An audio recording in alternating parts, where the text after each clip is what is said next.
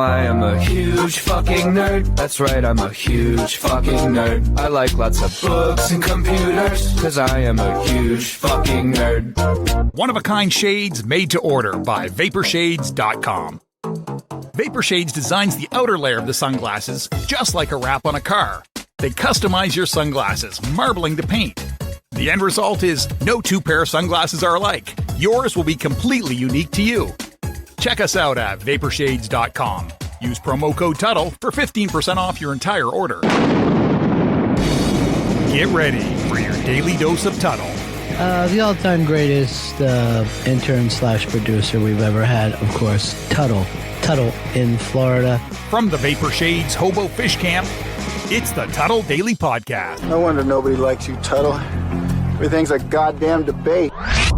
All right, guys, welcome to another edition of the Tuddle Daily Podcast. Hope you guys are enjoying your days so far. Make sure you check out my website, Tuddle.net.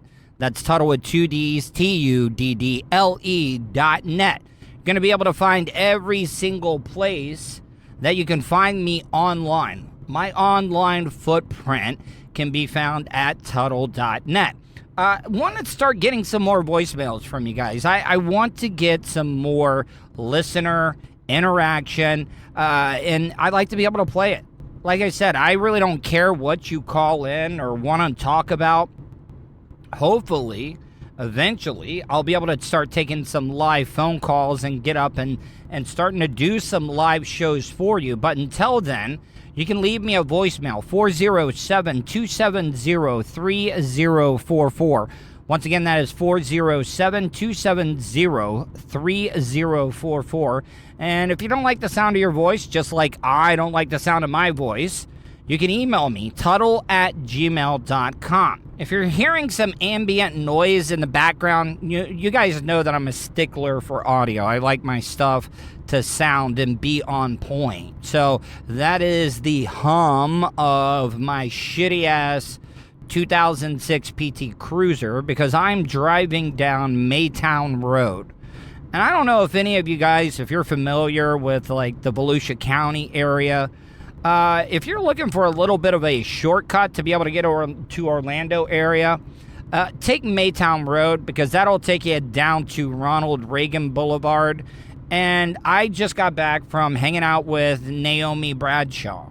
We wanted to get together. We've been working on some stuff. I think she actually feels pretty comfortable working on projects with me. You know, we did that big fundraiser for J. Aaron Sanders for his movie Garage. We put that all together. I shot those 2 music videos for Naome, A Child Again and The Walking Wounded. If you'd like to do that, just search Naome Bradshaw on YouTube. You'll be able to check out those 2 videos. But she's been doing this stuff where she's been painting. She's been painting the fence in her backyard, kind of like as therapy. She is a trauma survivor just like myself.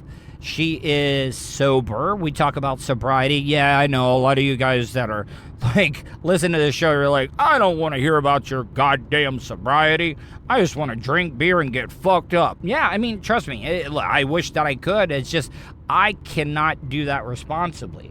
So I went over and I shot a really, really cool video, and she should be posting that today. So whenever she does, just go to my social media. Just search Tuddle, twitter.com/Tuddle, facebook.com/Tuddle, instagram.com/Tuddle, everything Tuddle. So we did that cool video, and then she's going to be doing a stand-up, a speaking engagement. And she wanted to go over that material as well, too. I can't wait for you guys to hear the finished product when she does it live. When it gets closer to the event and I know more details, I will promote it. So if you guys want to go check her out. So, yeah, I'm driving down Maytown Road, and I got to tell you, this is a road you definitely do not want to go down in the middle of the night or break down because there is absolutely no cell phone signal here. And it is a twisty, windy road. You definitely do not want to run off the road here. There's no shoulder at all. And the ditches have got to be 8 feet deep. all filled with water. I've a lot of the deer on Maytown Road are almost suicidal. They love to just jump right in front of you. I've seen so many deer hit on this road, but I wish, because sometimes I speed down this road because it's fun. Kind of reminds me of like a Formula One course. But like I said, you definitely don't want to run off the road here. But if I knew that there were no cops here, I would like to see how quickly I could make it down Maytown Road, just going as fast as I can. Oh, and that's the other thing. When I say that this is in the middle of nowhere, it is in the middle of nowhere. And you could tell that they're doing some street racing here, because if you're driving, there's this one long straightaway that they have, and they've spray painted like a start-finish line, and then way down here you can see where they start out at, because they're doing the burnouts and stuff. So, man, I would love to come out here. I also want to come out here one night during the middle of the night and see, because there can't be much light pollution in this area, and I want to see what the sky would look like, because I've been getting into the whole astrophotography thing. Yeah, I know it's really, really nerdy, but hey, I don't fight it. I'm a nerd. Could the Olympics be heading to Florida?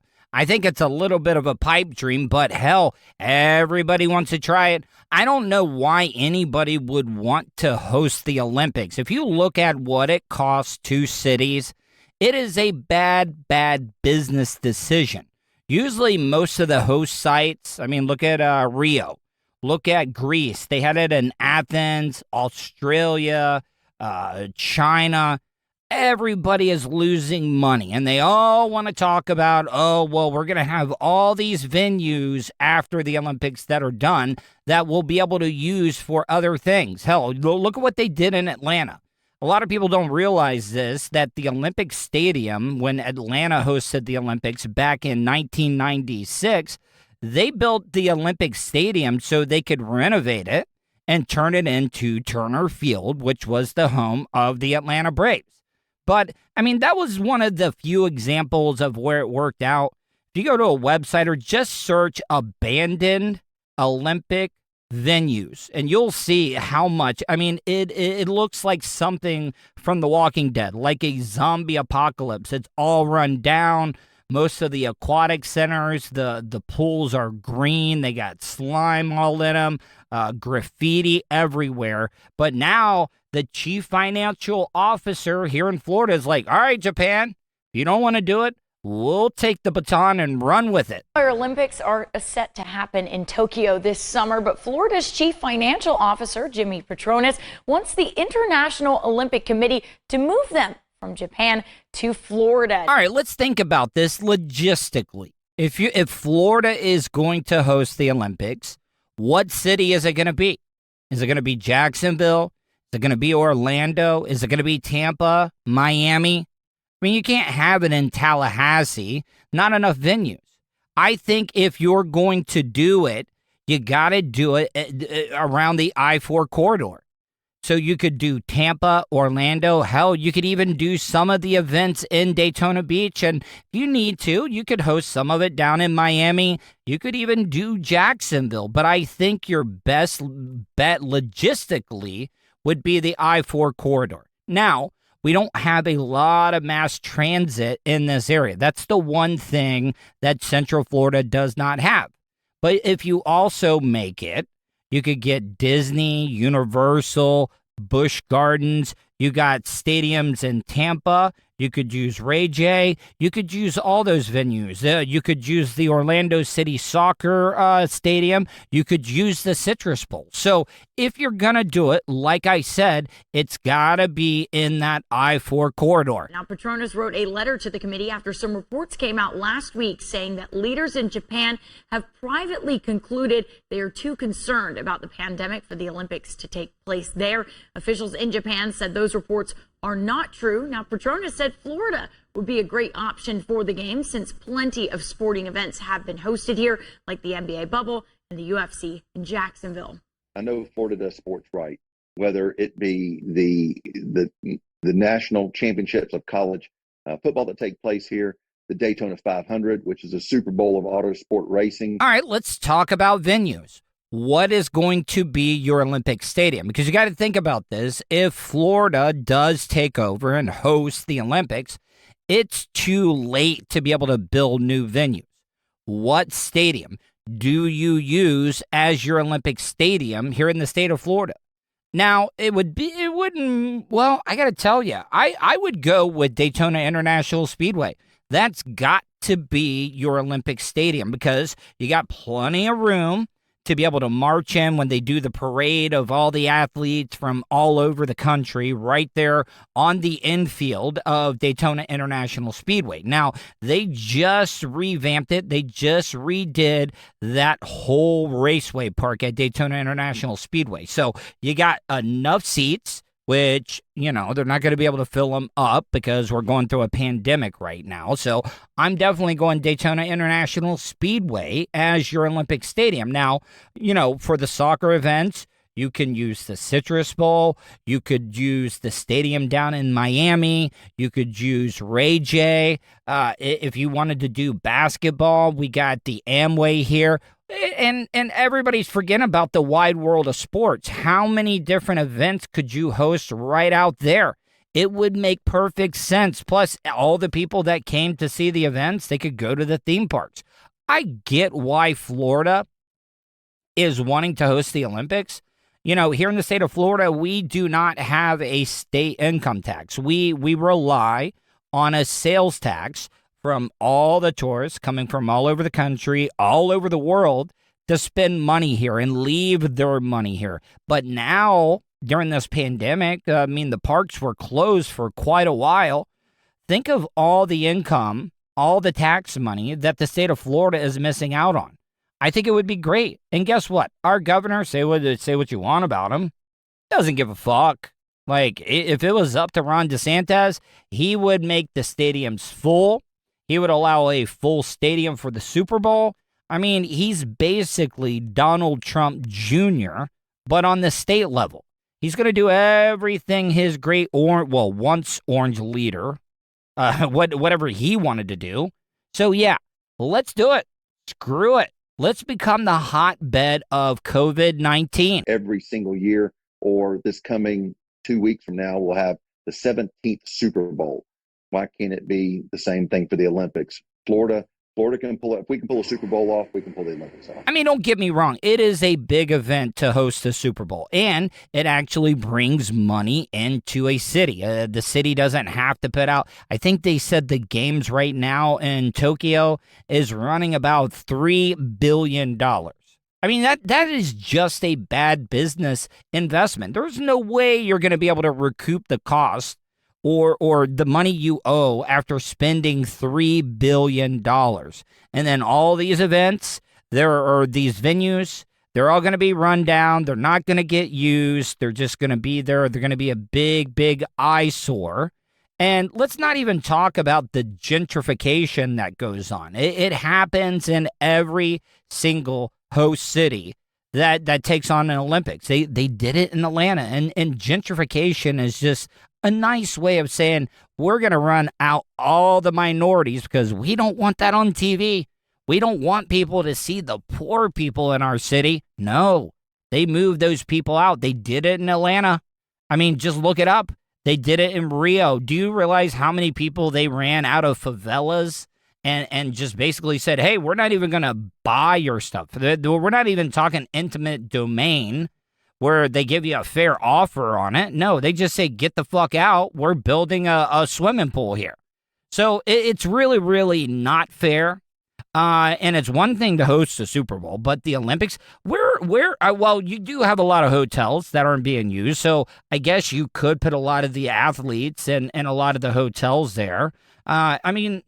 Orlando did a great job with the bubble that they had during the NBA. NBA did not have one single positive test for COVID once they started the end of the season and the playoffs. So they had it down right. I think it could happen, but at what cost? The taxpayers, we're all going to suffer. We're all going to have to deal with all the traffic. That's going to be the other big thing. Traffic is already bad in Orlando. And they've got the I-4 Ultimate Project going on right now, which would not be a good look for an Olympic game. So, I mean, crazier things have happened. Would I like it? Hell yeah, because I would definitely go to some events. So let's see. I mean, they may pull it off. Who knows? But I think it's going to be in Tokyo no matter what. Because, the Japanese are going to be like, oh, we got $3 billion into this. I think we're going to host it. Going to take a quick break. Be back in a few minutes. You are listening to the Tuddle Daily Podcast. He's a nerd, I've only been arrested one time. a radio personality, Professionally, I'm not in the best position that I've ever been in. and hot talk satirizer. You would think with everything that's going on, a Caucasian like myself wouldn't be able to randomly talk to an African American or a minority. You're listening to the Tuddle Daily Podcast. Wish you could have just flown and had your vehicle arrive a day or two later so you can enjoy more time doing what's important to you? Well, you can. Just give Starfire Transport a call. Let the professionals do the driving while you're flying. Starfire Transport specializes in RV and auto transport. They'll also haul watercraft from boats to PWCs, cargo trailers, and more. Service available throughout the continental United States. So don't wait. Call Brian today at 574-349-4193 or 989-751-6106 for your next move. 10% off for veterans past or present. Also, make sure to tell them Tuddle sent you for an additional discount. That's Starfire Transport. All right, guys, welcome back to the Tuddle Daily Podcast. I got to tell you, my producer, Vulture, has been killing it. I got to tell you, luckily, I don't have epilepsy because my next guest, I'm looking at him on the camera, and he's got lights flashing back and forth. But KC, what's going on, man? Hey, how are you doing today? Lights are off for anyone with epilepsy. Yeah. No. See, the only reason I bring that up is, I get on a lot of social media, and, they got to cover their asses about the epilepsy because on TikTok, like any of the videos that have like flashing lights and stuff, they throw up a warning before the video even starts. It says flash warning.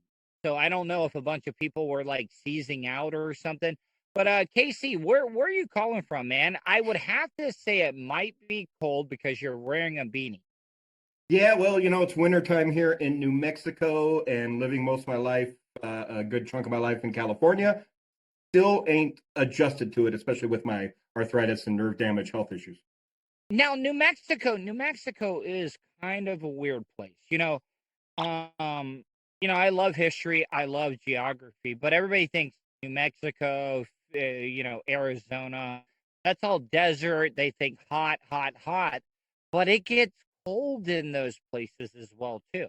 Yeah, this is a mountain desert, but different than I was born in Idaho and lived a good chunk of my life in Utah as well. The snow doesn't stay on the ground here, so it's a different kind of cold than you get in some of the other mountain states. But it's a mountain desert climate, and no matter what desert you go to, once the sun goes down, it gets cold.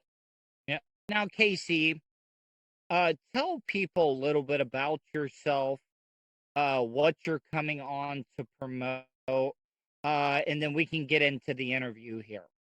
Absolutely. I'm down the road show publicly. I started a podcast 10 years ago that I quickly turned into a YouTube podcast and then dropped the podcast altogether. And I spent the last 10 years traveling around to different comic conventions around the country and building my network and just having a good time. Whoa, hold on.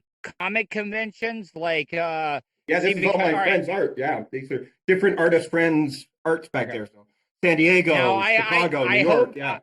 Have you ever been to Dragon Con in Atlanta? My favorite convention. That's one of the only ones I haven't been to yet, and I was hoping to go, but now pandemic and there are no cons. Yeah. Man, KC, I gotta tell you, okay. Now, I've been to a lot of conventions. Okay, everybody's like, you gotta go to Comic-Con. Comic-Con has become too Hollywood. Yeah. It's too Hollywood. If you even want to get into a panel, you got to be waiting 2 or 3 days ahead of time. And I'm just not down for that. No way. No way. I can suggest better. I can suggest better conventions. All right, tell me Phoenix, yours. But Phoenix puts on one of the best small, big conventions in the country. I love Phoenix. Their staff is amazing. What is their specialty? Are they just doing anime? Or are they doing comics? Or are they doing sci-fi? Everybody does a little bit of everything these days. You kind of have to really feed into the crowd, because just the comic book lovers alone are not enough to support any one convention anymore. All right, so all right, we'll nerd out here in a few minutes. So okay, let's get but to why I'm here. Yes. So let's get into that. I get easily distracted. The Cost of Cannabis is a documentary I started in 2013 about a friend of mine who was decided to fight a marijuana misdemeanor ticket in Arizona back when Joe Arpaio was the evil dictator in Phoenix. Dude, I listen. Okay, so let me preface this, okay? Now, I agree there are bad law enforcement, but there are also good law enforcement. Yes. Okay? So, but our pyro, he goes way overboard sometimes. I think almost that sometimes he's more of a media whore than what he is being a lawman, because he tries to do the most outrageous things to be able to get attention, like making your inmates wear pink, or just make them live in tents and stuff. Yeah, they messed up. Yes, there's some really bad people. There's murderers, there's rapists, there's pedophiles, but we're talking about drug convictions, especially if we're talking like acid, mushrooms, marijuana. I have no problem with that. Matter of fact, if heroin, no. But exactly. You know what? I will go one step further, though. Mm-mm. If it wasn't for the crime that was associated with some drugs, I believe, and I'm the type of person, if you want to do a drug, as long as you're not out on the road driving around, putting other people in danger, like if you're in your house and you're not going anywhere, if you want to shoot up black tar heroin, you know what, buddy, that's on you. Do I agree with it? No, I do not. But you got to think about, how it affects other people. And what kills me is like cannabis, acid, mushroom, stuff like that is illegal. When you have tobacco and alcohol, that is killing just 200% more than any of those drugs that I just mentioned. And the only reason that it is because of lobbyists. Profits. And yeah, because it's big tobacco, big liquor, big pharmaceutical, because I'm talking about the people that are dealing with mental issues that are on Zoloft or Spiridol or Paxil. They don't want weed to be legalized, because here, let me give you a little bit of a background, Casey. Yeah. I tried to commit suicide September of 2019. I'm glad you're still here. And I was on maybe 3 different psychotropic drugs. I was on Zoloft or Spiridol, and I forget the other one. But when they put me in the hospital, they had me on 9 pills a day plus a shot.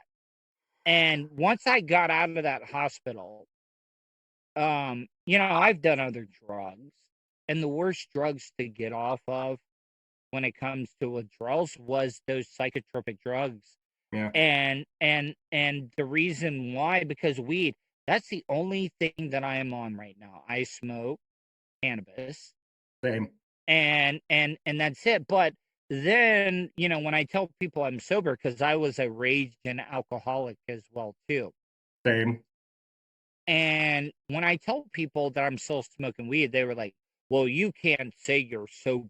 And it really drives me crazy, because look at all the people that die of cirrhosis of the liver from alcohol, all the people that die from drunk driving, people that choke on their own vomit and stuff like that. all these psychotropic meds, which in my opinion leads to mass shootings. Guns aren't the problems. It's mental health, in my opinion. Oh, I love that perspective. No, and it is. That makes a lot of sense. I mean, you're never gonna get rid of the guns. I mean, it's America. It's the Second Amendment. It's the most important. It's the second most important amendment we have behind free speech. So what I'm trying to say is, it just drives me crazy because weed, marijuana, the money that we can make off of taxes and stuff like that just drives me crazy. I'm going to stop talking because I'm rambling and I want to hear your thoughts. Well, and that's exactly what my docuseries coming to the Down the Road Show YouTube channel is all about. It's called The Cost of Cannabis. So what is it costing us in society with the Reagan racist laws and just incarcerating black people compared to every time I was busted with weed, a cop would tell me I was lucky I was white and just let me go. Versus I have interviews that I'm going to be doing with the Cannabis Coalition for Veterans to help them get cannabis legalized in their states so that they can use it for PTSD instead of popping all the pills like Big Pharma wants us to do. What do you think about military guys? I think they need it. I think the military. I got to get you in touch with my buddy, the fiscal stoner. Okay, I interviewed him. Maybe like 5 months ago, and the amount of the nicest people that I've come in contact with, that have started following me, people that have started listening to my podcast, and I think a lot of these soldiers and even cops, people forget about first responders and the things that they have to see. I have no problem if they want. They don't even get free mental health. Why are first responders in this country not getting free mental health out of anyone who deserves it in this country? It's the cops, the paramedics, the doctors, the nurses. Like, oh, come on. Yeah. So I think one day it'll get to the point where weed will be just like cigarettes or alcohol. But I mean alcohol, like, that's the thing about it. How is tobacco and alcohol legal? And then just this stuff that grows out of the ground is not. And I don't want people to think I'm some big pothead, but it's just common sense. Right. And nor should teenagers and kids be smoking it because their brain is still in development. But as an adult, I agree. What you do behind the closed doors of your own home, if you're not abusing your family and you're not creating victims at home, you're not getting on the road and creating victims, you're not out there causing crime because of it to get a better high, you're not creating victims. It's a victimless, the whole thing is just ridiculous. So let's talk about your documentary. So give me a little bit about like what it's about, what your message is, because I'm sure there's a lot of documentaries out there about weed, cannabis, and stuff. How is yours different than everybody else's? Well, let's see. I was raised Mormon in Utah, so it is kind of I could talk to you about because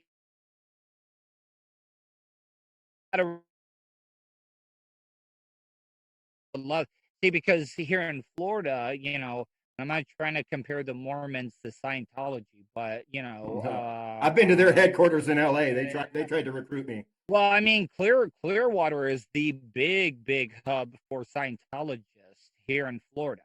And so I'm not trying to compare Mormon, but you know what I mean, because the Mormon faith has a little, kind of some weird stuff going on.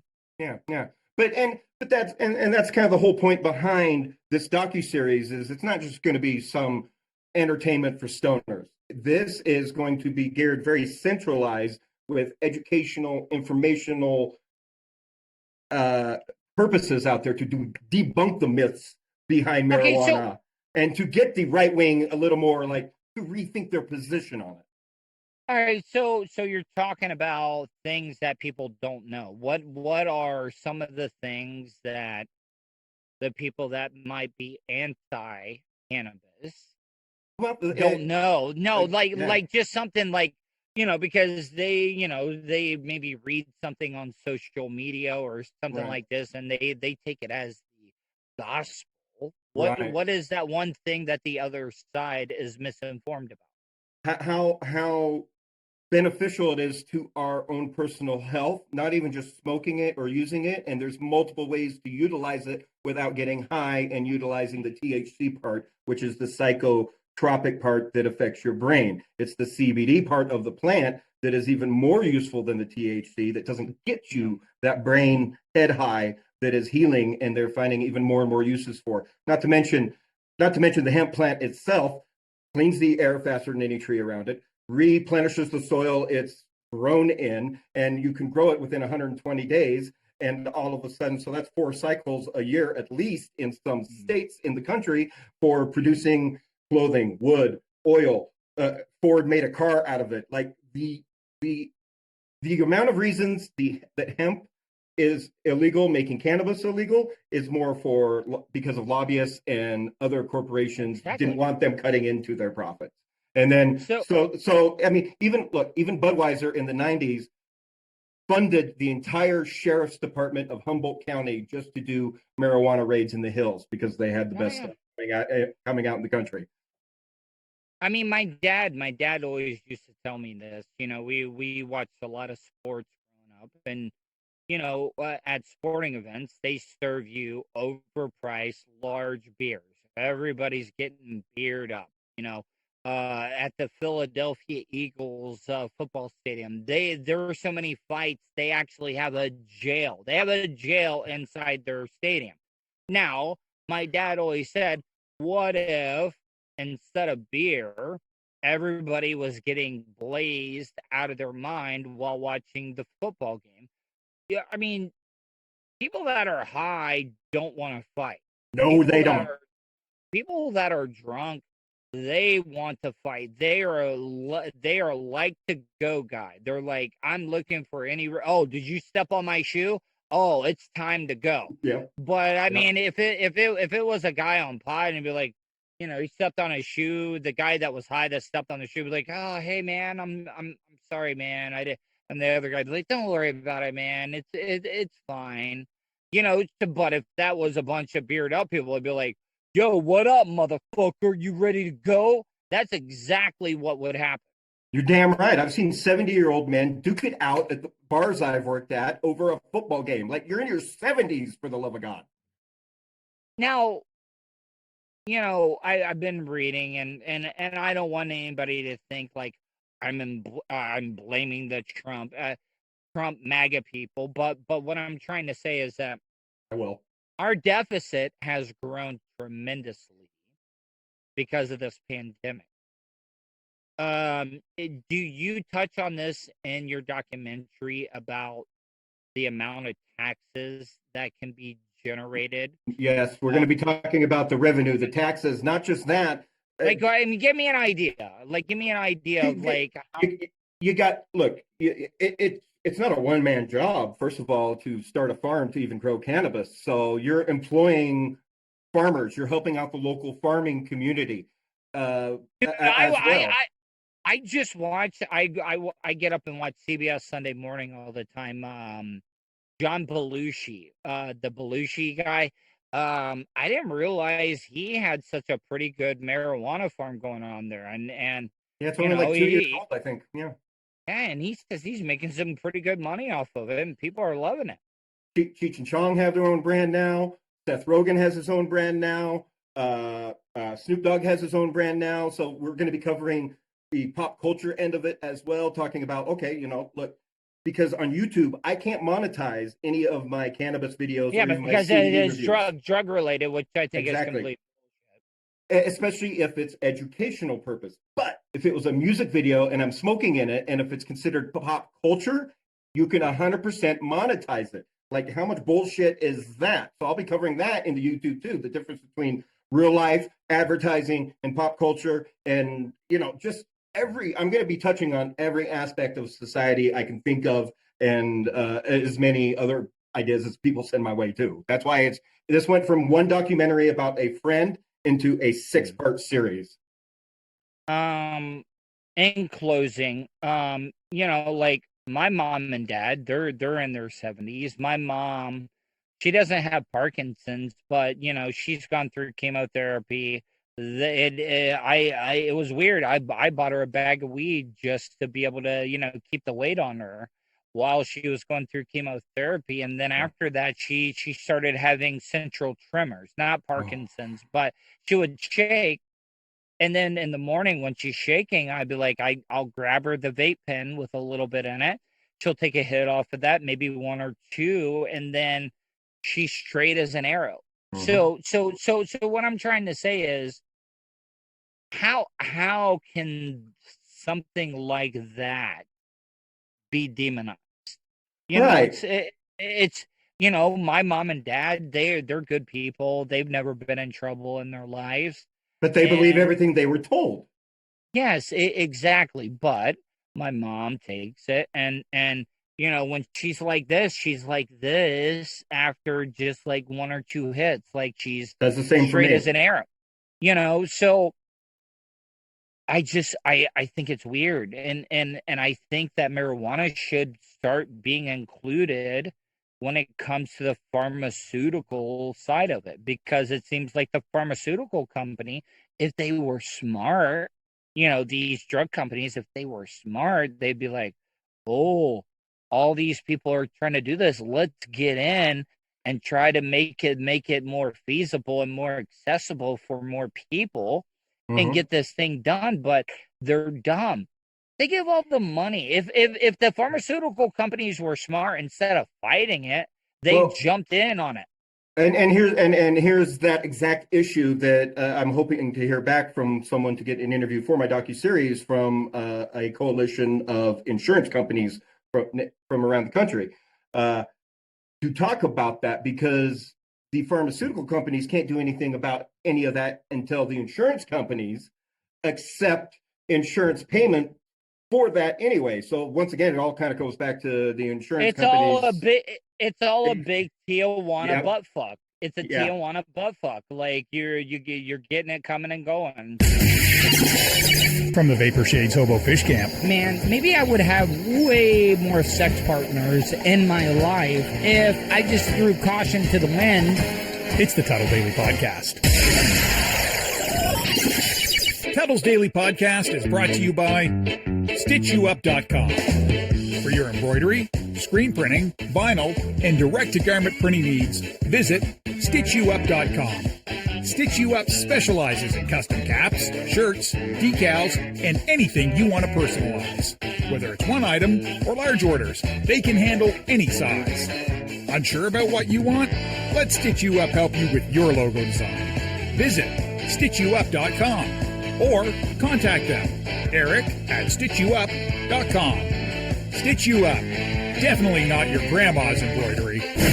Welcome back. Final segment of the Tuddle Daily Podcast. Want to mention something really, really quick. I've been getting my sponsors, and that's bringing in money, but I'm trying to upgrade all the equipment. I'm trying to build a studio right now, and if you'd like to help out, no matter what, PayPal.me/Tuddle on the radio. That's PayPal.me/Tuddle on the radio.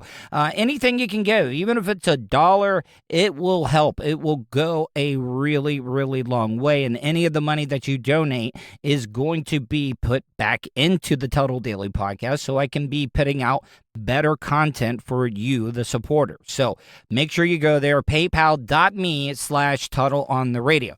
I wanted to talk about this news story before I went, and I don't understand why a lot of people are upset about this. I mean, I could see maybe, but I don't see how this is a bad thing.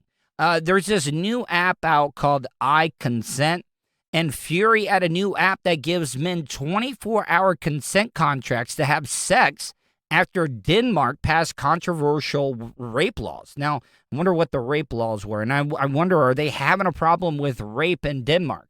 The launch comes in response to a new rape law which criminalizes sex without explicit consent in Denmark. Now, hold on. How does that work?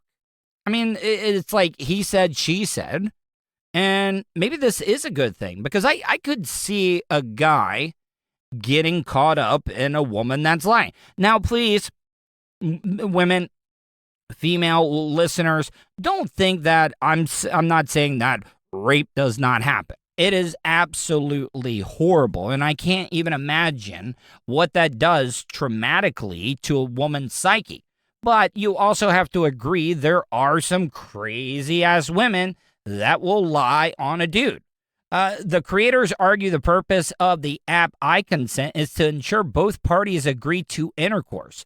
But groups have slammed the app as nonsensical and say that it undermines the complexity of consent. A sexual relationship is not about a contract, so it shoots completely wrong in relation to the needs that are out there. It is very clear that the app was developed by someone who has neither a professional approach to gender, body, or sexuality, but it also has not listened to what was discussed in the consent debate, because we come back a bit to step one. Is consent a contract or not? I mean, is it really, though? I mean, like, I've seen plenty of news stories where a woman has consented to having sex, but during the action of sexual intercourse, the woman has changed her mind, and some guys are dicks. Like, if a woman tells you to stop, you gotta stop. Is it frustrating? Fuck it, yes. It is frustrating as hell, but it's just not worth it. It really is not worth it. Users enter the number of the person that they want to have sex with and send a request. The other is then given the option to accept or reject it. It's designed so that a consent is valid for 24 hours, but is limited to sexual intercourse. Now, all right, so does that mean I get to do it as many times? Like, is it only for one sex session, one nut, one orgasm? Or do you get that whole 24 hours of consent? And, you know, it is a contract. Like, if I want to have sex, hey, you signed a contract. You got to have sex with me. I mean, I don't even know how this would hold up legally. I mean, you could easily, like, all right, this is going to cover my ass. I got this app. I'm going to send you this number. But the guy could have a gun to the woman's head the whole time. And it's like, all right, you're going to accept this so I can get away with rape. Because, come on, there's a lot of sick, twisted people out there, and you know that something like that would happen. And ladies, would you be down to use this app? Like, does it take a little bit of the romance out of it when you have to sign a legal contract before you get into bumping uglies? Yeah, very 90s. I know I sound like an old man by saying bumping uglies, but I mean, it kind of takes out the romantic part of sexual intercourse. And just saying sexual intercourse, I mean, how about this? Making love. Before we make love, I need you to sign this contract. I need to get it notarized. You know what? I'd probably use Daniel Dennis. Daniel Dennis notarized a lot of things for me. So I can imagine back when I was married, if Double D was there, I've already got the condom on, I'm semi-erect, and I'm like, come on, hurry up, Dizzy. Hurry up, Daniel. I need you to notarize this because I'm losing it. The erection is going away. Stamp it. See ya, Daniel. I mean, if you want to sit around and spectate, that's fine, but I need to get to work here. Thank you. Yes, that's how it would go. And it is a little bit of a sexual fantasy of mine to have Daniel Dennis watch me, maybe even if it's through like a peephole or something, so he could give me some feedback. Because he does give good feedback. So, all right, guys, I'm going to stop while I'm ahead here. Thanks for listening to today's show. Hope you enjoyed it, and I will talk to you tomorrow.